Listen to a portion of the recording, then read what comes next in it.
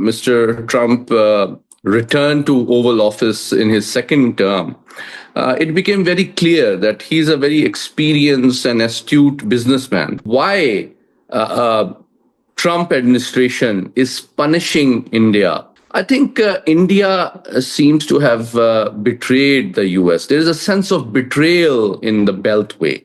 It is not just economy, energy, foreign policy, but also defense sector, in which divergences between Washington and New Delhi are deepening and expanding. There are multiple areas of disappointment in the White House and the Pentagon with respect to India, and that's showing up.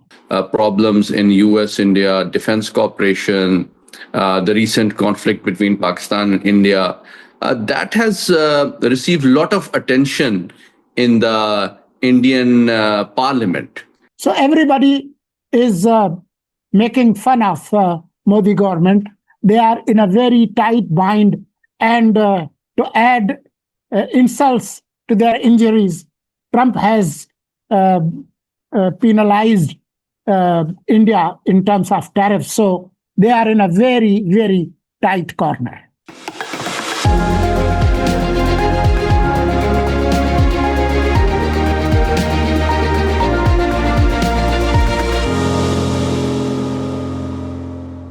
With a fresh episode of The Weekend, I'm Murtaza Solangi. And I'm Muhammad Ali. Well, it has been quite an exciting week, especially when it comes to the August 1st deadline announced by President Trump on trade deals with different countries. As we stand, Pakistan got lucky. Before August 1st, Pakistan secured an important trade deal with 19% tariff, as opposed to 29% that was announced earlier. So in South Asia, probably Pakistan has the best trade deal that has been achieved.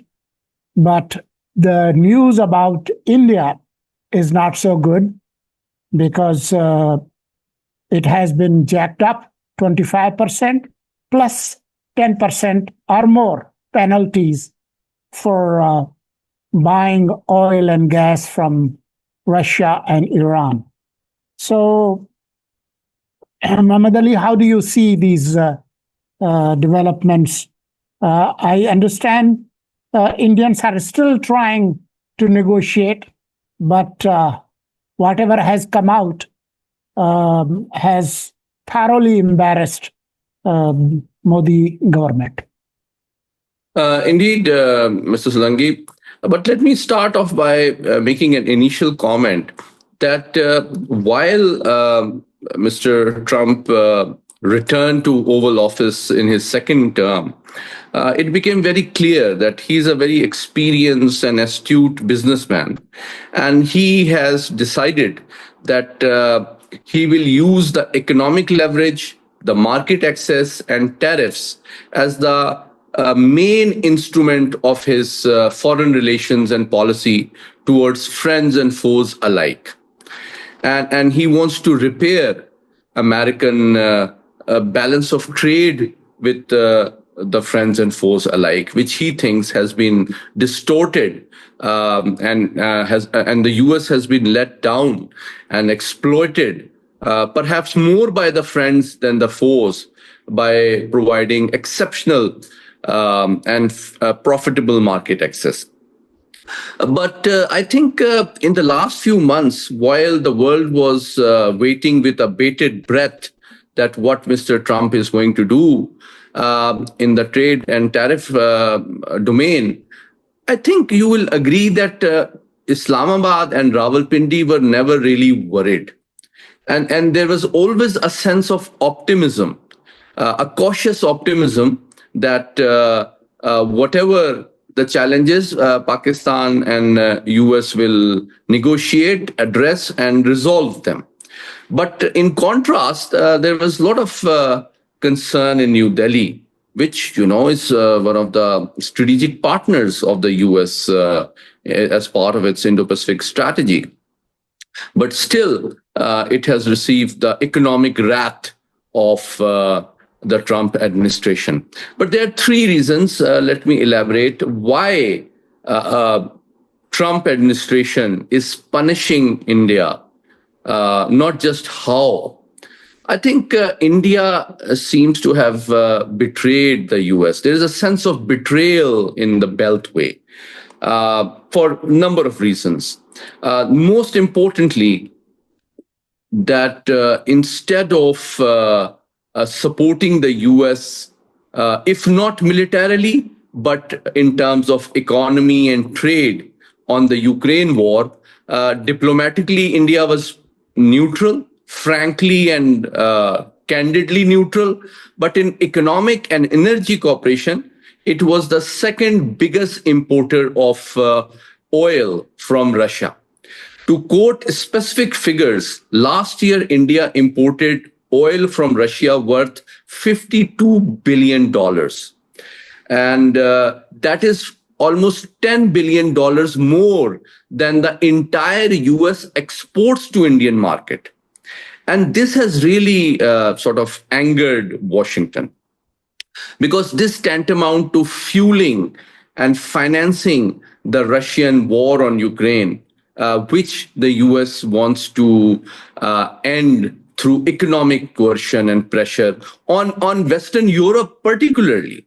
And Western European NATO allies have been, despite their concern, have been more than forthcoming in reciprocating the US concerns and reducing their energy dependence with Russia, despite their economic advantages. The second major concern, which US has recently developed, is the realization that despite exceptional access to missile, aircraft carrier development, drone sales, and offer for F-35, latest fifth generation fighter, India does not seem keen on reducing its very close and heavy military dependence on Russian defense industry. In fact, according to the latest reports, the Indian military is considering buying a Russian fifth generation aircraft as a Su-57 as a competitor, in contrast to the F-35 American fifth generation fighter.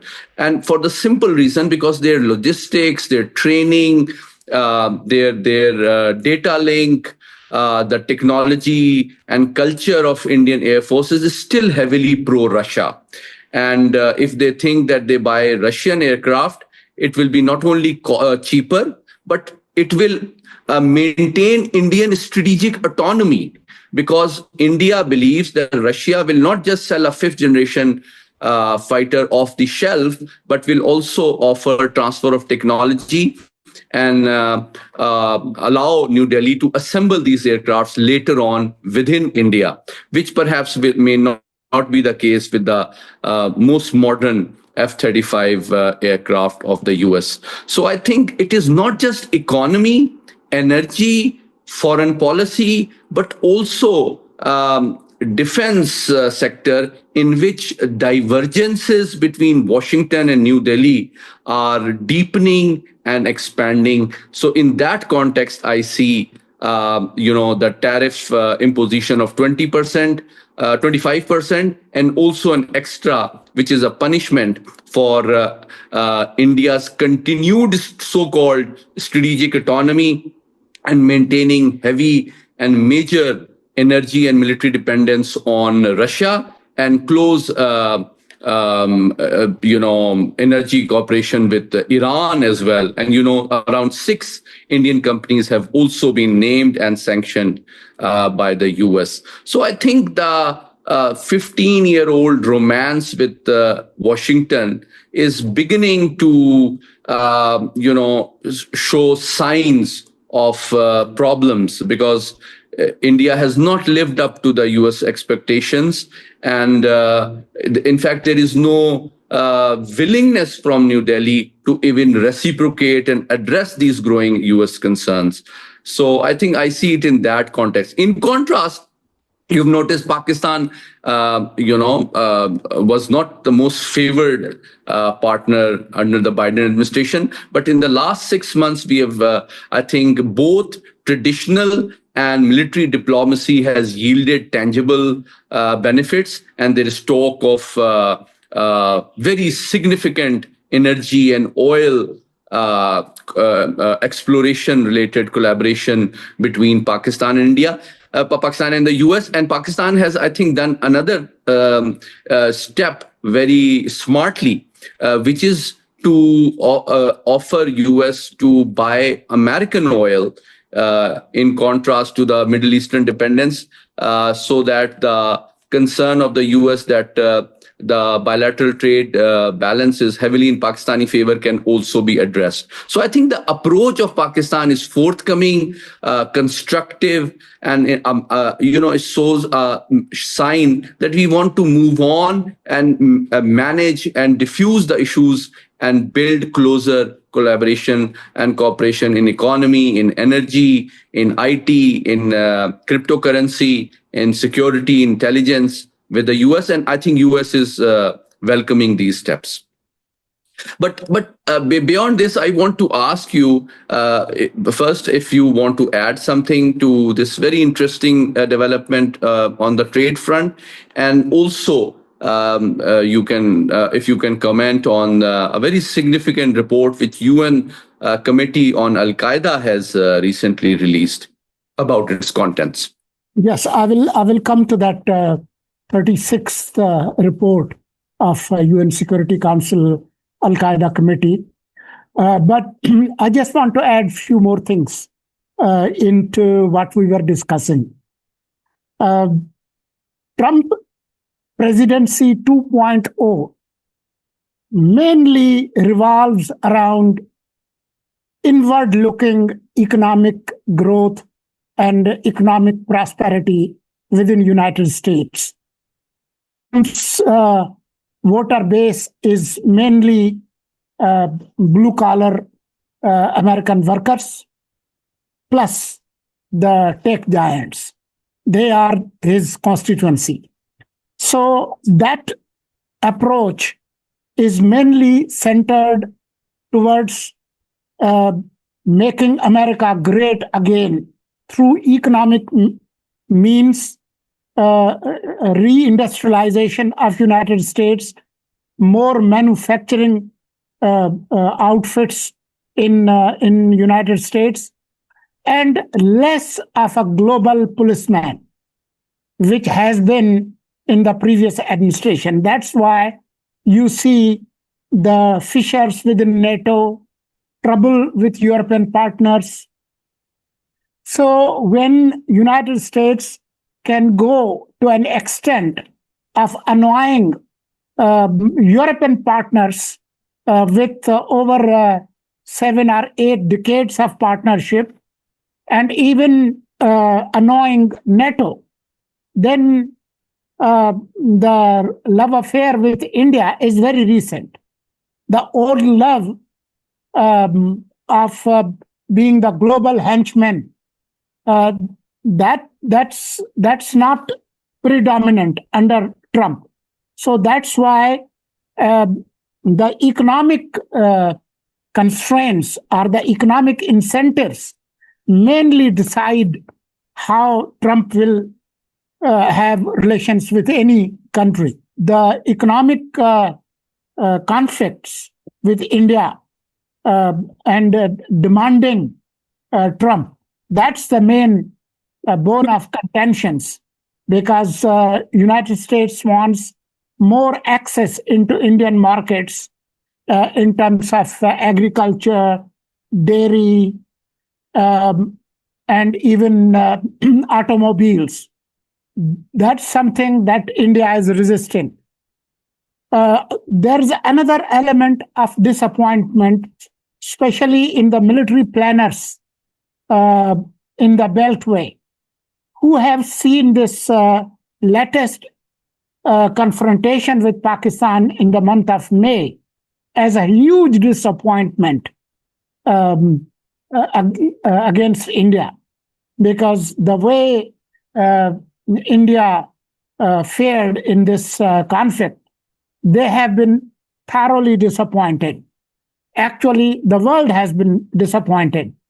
So, if Pakistan emerges as the peer competitor to India, then whole this many years preparations to pitch India as a bulwark against China has no future. So there are multiple areas of disappointment in the White House and the Pentagon with respect to India, and that's showing up. Indeed, and I think as a last comment on this very interesting topic is that it seems that U.S. Policymakers are finally realizing that the Indian attempt to present itself as a U.S. partner in extending and defending the unipolar world order, and also hedging its bets with China and Russia to shape a multipolar world order by joining BRICS doesn't go well. It doesn't add up, and you can't be stepping in two boats which are at cross currents with each other, and be expected to enjoy the trust and goodwill of both camps, whose geoeconomic hostility seems to be more intense today than ever before. But I think it is also important that, in contrast to India, Pakistan has secured relatively less costly tariff arrangements if you compare it with some of the competitors in the textile sector. US is Pakistan's biggest export market. We have exports worth more than $7 billion, and almost 60% of that is textile related.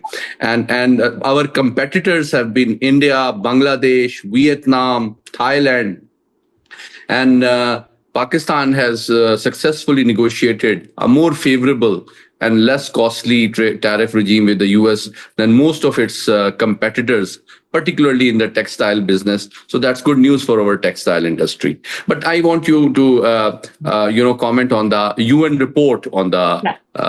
on Al Qaeda, please, Yes. if you can. I will come to that.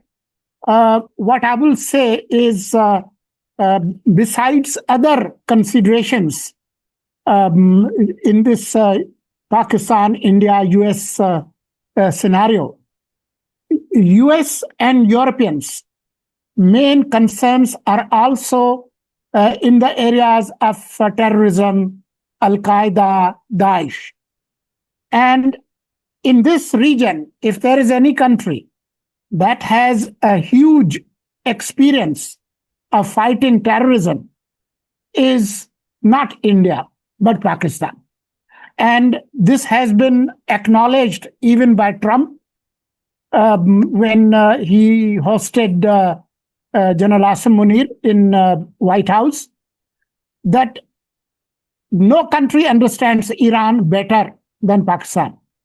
And when it comes to managing that conflict between Iran, Israel, and US, it was Pakistan that, put itself at the front, managing that. So there has been admission. So this threat of terrorism and regional stability can be best addressed by a country by the name of Pakistan. So that's also, you saw recently there was a major conference of the defense chiefs of Central Asian republics, but that was also attended by CENTCOM chief and hosted by Pakistan. So Pakistan plays an important role that not only threats against US, but also against Europe and even Central Asia, China. Pakistan plays an important role. So Pakistan is the net security stabilizer in this region. That elevates Pakistan's position further. The recent report that has come out has some very alarming information. It says that Afghanistan remains the hub of these groups, Daesh and TTP, BLA, and it reports the cooperation between these groups. And it says that these groups, especially Daesh, Al-Qaeda, all these groups have partnerships, and they have latest weapons, and they share their training facilities. They are training young minor suicide bombers. They have access to latest cryptocurrency.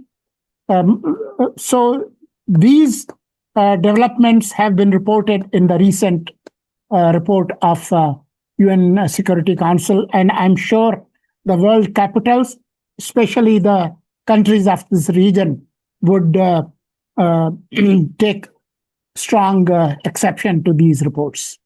But let me briefly ask you a follow-up question to this very important report. Has this report identified any particular country as a source of support for these terrorist outfits? They have reported that it's a global report, but I'm only mentioning about South and Central Asia. And it says Afghanistan is the hub of all these groups. They are still operating in Afghanistan. So that reinforces the recent Chief of Defense Staff a conference organized by Pakistan is concerned, and also reciprocates Pakistan's stance that Afghanistan needs to put its house in order. But let me ask you that all these developments that we have discussed so far related to tariffs, related to problems in US-India defense cooperation, the recent conflict between Pakistan and India, that has received a lot of attention in the Indian Parliament. And so I want to ask you, what is being given the most time and attention in the Indian Parliament? How do they see the state of India's position in world affairs? How do they see India's foreign and defense policy and recent conflict? Modi government has tried to avoid this monsoon session. It was demanded by opposition, but they refused to hold a special session. They finally called this monsoon session on July 21st, but they decided to discuss the so-called Operation Sindoor only last Monday, exactly almost 80 days after this so-called operation they had launched against Pakistan. They had hard time explaining the losses of the planes, the response by Pakistan, the diplomatic isolation around the globe, and conveniently on the day, last Monday, when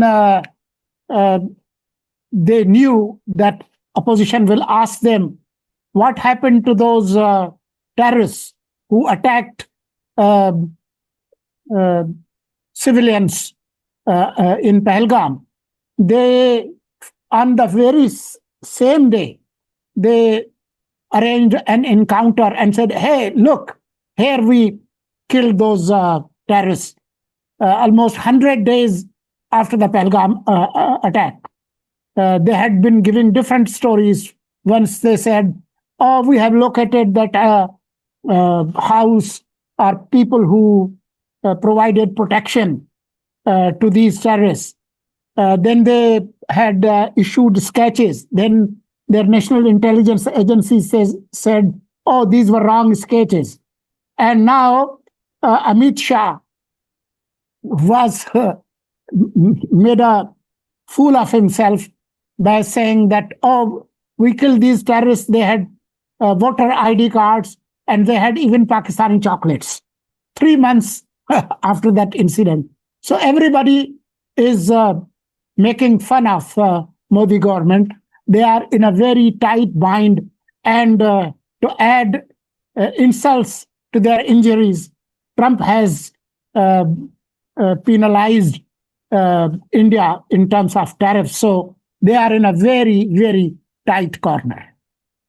And let me briefly add to your last comment. I think beyond the foreign policy disaster and military debacle, I think this latest episode of high tariff imposition by Trump administration will further complicate Modi's domestic political challenges for two reasons. India has very successfully presented itself, I think, in the last 35 years as the world's largest democracy and also one of the largest markets, which is free to do trade on a liberal economic regime based on low tariffs.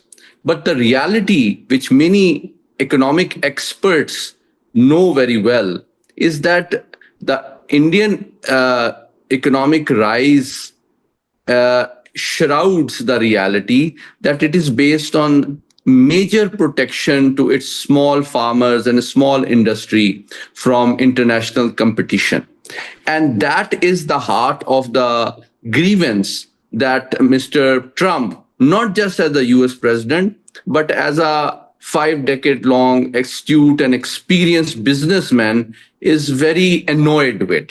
And he has frequently mentioned that in his tweets, that India is a friend, but it is very unfair towards its trade partners. And it has denied US a free access to agriculture and dairy industry, which employs hundreds of millions of Indians. And that is a very sensitive political issue. Because if India were to allow free market access to US and other countries, to particularly towards the heavily employed agriculture and dairy sector, it will create huge political challenges for the government. Because you remember that whenever any previous government considered or even discussed reducing the protection given to the agriculture, there were countrywide protests and sit-ins, which added to the political challenges of the government. So I think, in my view, this tariff imposition and US expectation of reducing tariffs for US exports to India and reducing the protection mechanism within India, particularly towards dairy and agriculture sector, will create much more political challenges for the Modi administration beyond the military debacle and the diplomatic challenges they have recently faced. But let me, in the last part of my program, ask your assessment of some of the major recent developments on the political front in Pakistan. How do you see them? Well, May 9 verdicts have started coming out, and this suicidal confrontation by Mr. Khan and his party is coming to its conclusion. Many of their stalwarts have been sentenced 10 years plus per person. including leader of the opposition in National Assembly and Senate. So they are in a very tight situation. To their misfortune, the economic and political conditions, especially at the foreign policy level, are supporting the current administration. So this is another bad news for Mr. Khan and his party, since they have refused to adopt political attitudes and they have followed an anarchist path. So these are some of the latest developments. Mr. Solangi, thank you so much for joining us today and sharing your insightful assessment and analysis of some of the most significant global, regional, and domestic developments. Viewers, I hope you enjoyed this program. Don't forget to share your views, comments, and suggestions, and keep watching this space for more interesting and insightful analysis of what's going on around the world. Thank you so much for joining us.